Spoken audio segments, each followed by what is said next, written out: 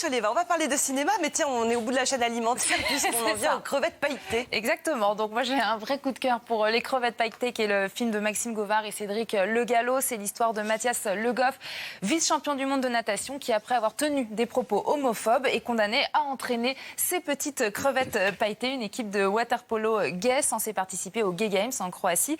Et pour lui, ce sera donc la seule et unique condition pour qu'il puisse ensuite participer lui-même au championnat du monde de natation. Regardez. En lesbienne, il y a Yen. Et putain, mais je comprends plus rien. On a le droit de dire des trucs comme ça? Nous, oui, mais toi, non. Les amis gays, j'en ai plein. Ce sont des gens brillants et extrêmement raffinés. Pourquoi vous mettez votre bite à l'air? Remets ton slip, ton niquet. Vous en avez rien à foutre de rien, en fait. Alors si vous supportez plus, on n'est pas obligé d'y aller, d'accord? Toi aussi, tu voulais les abandonner? Même ta propre fille, bientôt elle ne voudra plus te voir. Les Gay Games, c'est pas qu'une énorme fête. C'est aussi le moment où on peut montrer au monde qu'on est solidaire et qu'on existe. Moi, j'ai pas le temps pour ce cirque. Il y a sanction, Mathias.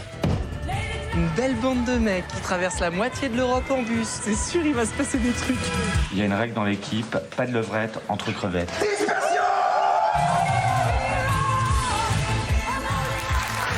elle va faire date, cette expression. Il y a des petites pépites. J'ai adoré ce film. C'est une comédie hors norme, haute en couleurs. Vous avez pu le voir, qui nous fait passer du rire aux larmes. Et c'est vrai qu'au début du film, on se dit mais où est-ce qu'on est? Est-ce que c'est le remake du Grand Bain version gay? Et en fait, très vite, on entre dans l'univers de ces crevettes pailletées. Moi, surtout, ce qui m'a frappé, c'est qu'en fait, on oublie qu'on est au cinéma. On a l'impression que c'est un reportage. On a l'impression que ces personnages existent et on entre vraiment dans leur univers. Alors, un univers, c'est vrai, fait de paillettes et de fêtes, mais aussi de tolérance, d'amour, parce que le film, c'est un véritable hymne à la liberté et surtout au droit d'être soi-même, et c'est pour ça qu'on aime ce film. Et moi j'ai envie de dire vive les crevettes, et je confirme, tout est bon dans la crevette. Voilà. Dans un autre registre, une histoire d'amour.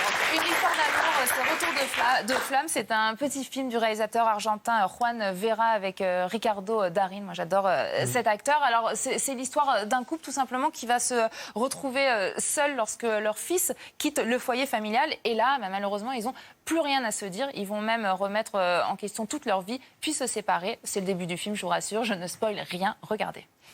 ¿Saliste con muchas chicas de Tinder? El 99% de las parejas, ¿sabes por qué se separa? ¿Te gusta que te humillen? No. Bobo. Falta de deseo, falta de sexo. Por exceso de sexo, nunca bien. Es que es raro esto de la libertad. Pensás que cuando la tengas, no sé, te vas a comer el mundo. Y después cuando la tenés no sabes qué hacer, por dónde empezar, ni con quién. Empecé clases de baile. A vos te vendría bien. ¿Por qué? Porque sos muy enroscado. ¿Yo soy enrocado? Sí. Y vuelta, ¿me entendés? Mucha vuelta.